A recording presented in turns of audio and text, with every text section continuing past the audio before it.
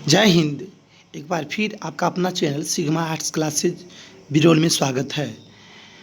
तो पिछले अध्याय में हम सब हिंदी के 12वीं क्लास के छात्र और छात्रा के लिए हिंदी के एक अध्याय से लेकर 13 अध्याय तक वीडियो लेक्चर के माध्यम से समझने का प्रयास किए। और इस वीडियो लेक्चर में हम लोग काव्यखंड के अंतर्गत प्रथम अध्याय जिसका नाम है करबक और इनके जो कवि के नाम है मलिक मोहम्मद जायसी, इसके बारे में विस्तार से चर्चा करेंगे। तो मलिक मोहम्मद जायसी जी की जीवनी लिखिए। तो आपका उत्तर ध्यान रखना है कि मलिक मोहम्मद जायसी जी का जन्म 1492 ईस्वी को जायस कब्र अमेठी उत्तर प्रदेश में हुआ था। तो 1492 ईस्वी में जायस कब्र के पास अमेठी जो उत्तर प्रदेश में जो पड़ता है, तो वहाँ पर जायसी जी का जन्म हुआ था। तो ये इस बात से क्लियर है कि जायसी जी का जन्म जायस में हुआ था। जायस कहाँ है? तो उत्तर प्रदेश में है। इनके पिता का नाम मलिक शेख ममरेज था तथा इनके गुरु का नाम था सैयद अशरफ जहांगीर। चूँकि आरंभ में जायसी जी किसानों का काम किया करते थे। शुरुआती जीवन में अपने जीवन के शुरुआती दौर में ये किसानों का काम करते थे, किसानी थे।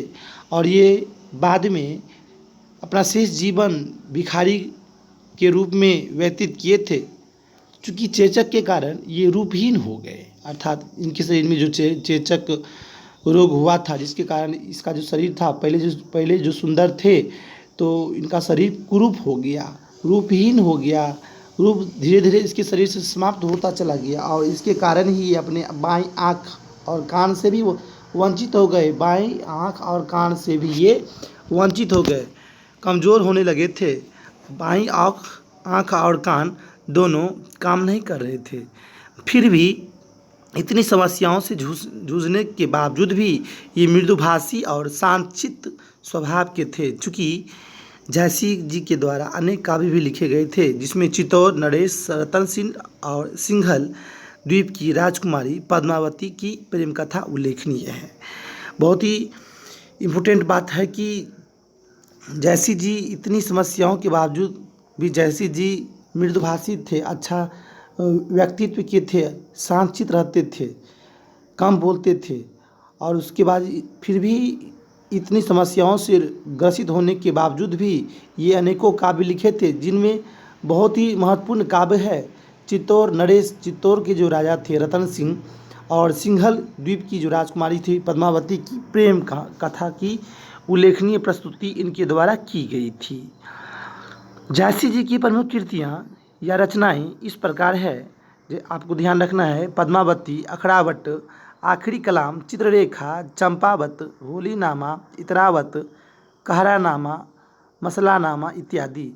तो जब भी अगर आपसे प्रश्न ऑब्जेक्टिव में कर दिया जाएगा कि होलीनामा किनकी कृति है, किनकी रचना है, तो आपको ध्यान देना है कि मलिक मोहम्मद जायसी। अगर मलिक मोहम्मद याद नहीं भी रहेगा, आपको सिर्फ जायसी भी याद रहेगा तो काम बन जाएगा, कोई दिक्कत नहीं होगी, तो ध्यान रखना है। अब फिर चलते हैं कि मलिक मोहम्मद जायसी को प्रेम की पीर की कवि कहा जाता है। प्रेम के बारे में विस्तार से वर्णन अपने रचना के माध्यम से, अपने काव्य के माध्यम से, अपने लेखन के माध्यम से मलिक मोहम्मद जायसी के द्वारा किया गया था। इसलिए इन्हें प्रेम की पीर की कवि के रूप में भी जाना जाता है।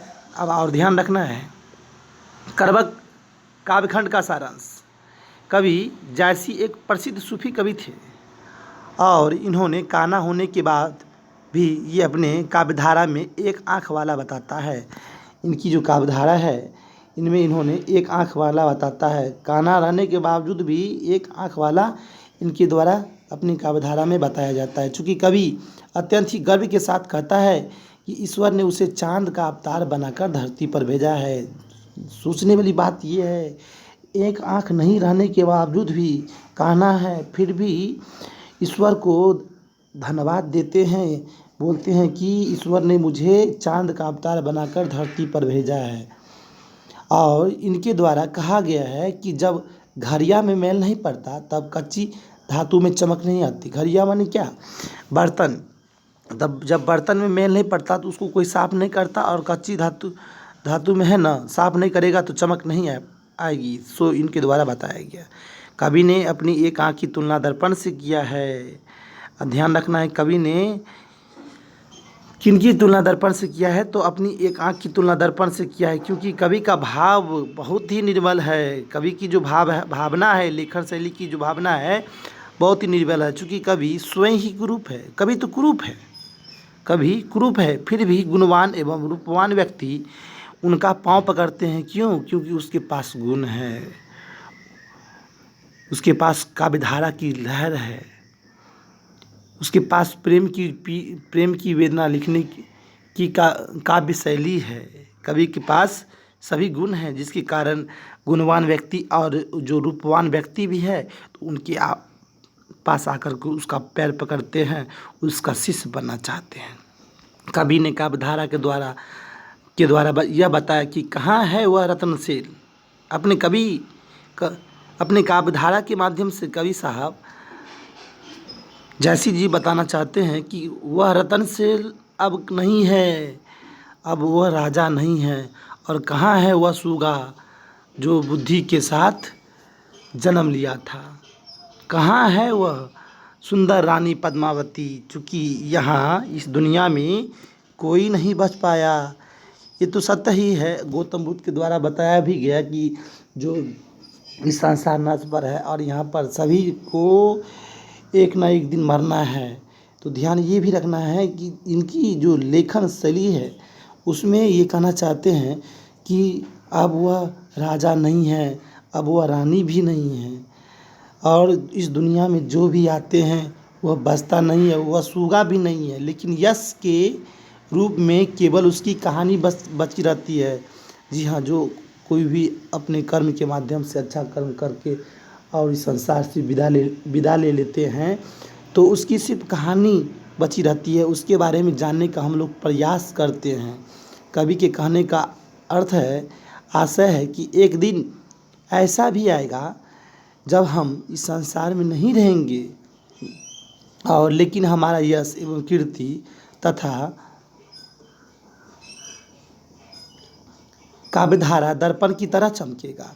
कवि अपने इस लेखन शैली, इस काव्यधारा के माध्यम से कहना चाहते हैं कि जिस प्रकार रत्नसेन नहीं रहा, उसका सूगा नहीं रहा, उसकी रानी पद्मावती नहीं रहा, उसी प्रकार एक दिन ऐसा समय आएगा जब हम इस संसार में नहीं रहेंगे, लेकिन मेरे द्वारा किया गया प्रयास, काव्यधारा की जो मैंने लिखा उसमें लोग सब याद करेंगे और दर्पण की तरह चमकेगा, और इस चमक में आने वाली पीढ़ी अपने जीवन के प्रकाश को जान पाएगा। चूँकि बहुत से ऐसे लोग हैं जो इस कहानी को पढ़ेगा एवं कवि काव्यधारा को अपने जीवन में उतारेगा। तो दूसरी वीडियो लेक्चर में हम लोग प्रश्न को देखेंगे। तब तक जय हिंद, जय भारत।